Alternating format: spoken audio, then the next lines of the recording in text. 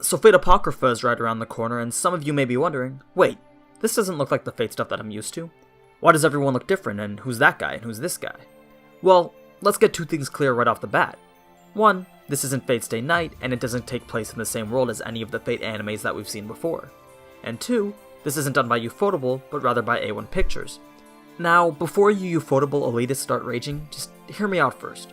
Don't go into the show expecting the same characters, or the same god tier animation quality that we've gotten in the past. That's why we're getting Heaven's Feel. But instead, expect a better storyline with a plot that steers away from the typical Battle Royale style. Now, if you haven't clicked off the video yet, I'm assuming that you want to know more about what to expect from this show. So I'll give a brief summary of the plot and identify some of the characters that we've seen in the previous trailers. Don't worry though, I won't be spoiling any of the servants' true identities, but let me tell you that you definitely won't be disappointed when you figure out who they are. Alright, let's start with the premise then. Fate Apocrypha is a parallel world to Fate Stay Night, and in this world the Grail has been stolen from Fuyuki after the Third Holy Grail War, and in case you didn't know, Fuyuki was the normal Holy Grail War location. So the group that stole it goes by the name Yigda Millennia, which I'm pretty sure is a name that the author came up with by typing random letters into a keyboard, but that's beside from the point. The group at the time was a part of the Mages Association, you know, the self-preservative group that controls and hides the development of magic. But anyway, after a few years, around the time that would be the Fifth Holy Grail War, which for contrast is the same time as the Unlimited Bladeworks route, the group declares their possession of the Grail and leaves the Mages Association. So the people over at the Mages Association are like, what the hell dude, and they go and send a bunch of Magi over to retrieve it, and just like the assassins from Fate Zero, they all get wrecked by this dude, except for one. The one remaining mage activates a part of the Grail that allows for the summoning of 14 servants, which is 7 more than we usually see. So each faction gains command of 7 servants of their own. There's the Black faction who represents the Yigda Millennia, and then there's the Red faction who represents the Mages Association, plus a member of the Holy Church. The Grail also summons a ruler to mediate the battle, which in the past has usually been done by the Church, and that's what marks the beginning of what's called the Great Holy Grail War. So it's basically an all-out war between the Red and Black factions who each have 7 servants of matching classes, kind of like a 7-on-7 Pokemon battle. Now let's get into the characters, which I'm sure you could have guessed by now identify either as a class of Black or a class of Red. So for example, the Saber of Red fights for the Mages Association, and the Saber of Black fights for Yigda Millennia. But let's start off with Ruler, because she's one of the main characters. If she looks familiar to you, that's because she's one of the few characters that we've actually seen before. She had a little cameo in Fate Zero, so that should be hint enough for you to guess her real identity. She's the heroic spirit summoned by the Grail to administer the Great Holy Grail War. And since she was summoned as the Ruler class, she gets to keep her memories from previous games. Next up is Sieg, or Sieg, I'm not quite sure, but he's another main character that we get to see a lot of in the trailer. In the third PV, we actually see that he's a homunculus, which if you remember from Fullmetal Alchemist, is basically an artificially created human.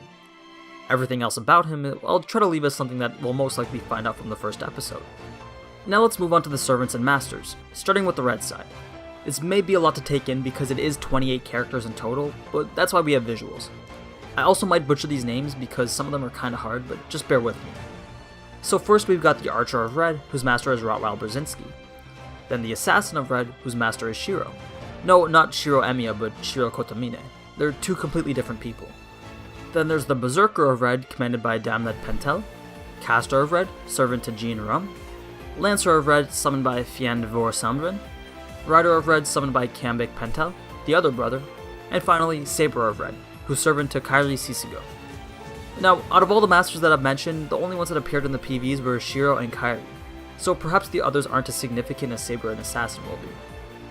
Now, switching over to the Black side, we've got the Archer of Black, whose master is Fior Forvej. Assassin of Black, servant to Reika Rikudo. Berserker of Black, servant to Koles Forvej. Caster of Black, who was summoned by Roche Flame. Lancer of Black, servant to Darnik Reston. Rider of Black, servant to Selenik Iskul. And finally, the Saber of Black, who's servant to Gordes Musique. Alright, so were you able to take all that in? Believe it or not, we actually got to see all the servants in the past previews. Here, take a look at this clip from the latest one. 我らは英雄、求道者にして戦人、その信仰は変わらない。いいだろう。ふさわしい最後を遂げるがいい。Were you able to recognize all of them? Here, watch it again, and this time I'll label them for you. 我らは英雄、求道者にして戦人、その信仰は変わらない。いいだろう。ふさわし But yeah, now that you know a bit more about what you're seeing, you should be able to appreciate the show a bit more. If you watch the first couple of trailers again, I guarantee you'll be like, damn, this actually looks pretty good. Also, a soundtrack by Egoist is just the icing on top. So if you like any of the other Fate series, or just want to watch a team battle for the ages, give the show a chance. That's pretty much what you need to know without getting into any of the spoilers, but if you'd like me to make a video on the servants and their true identities, then let me know in the comments below. I know who most of them are, and they're pretty known people from around history, so I think it'd be really cool to make a video like that. Anyway, as always, thanks for watching, and if you enjoyed this type of anime content, then you already know what to do. So until next time, ciao!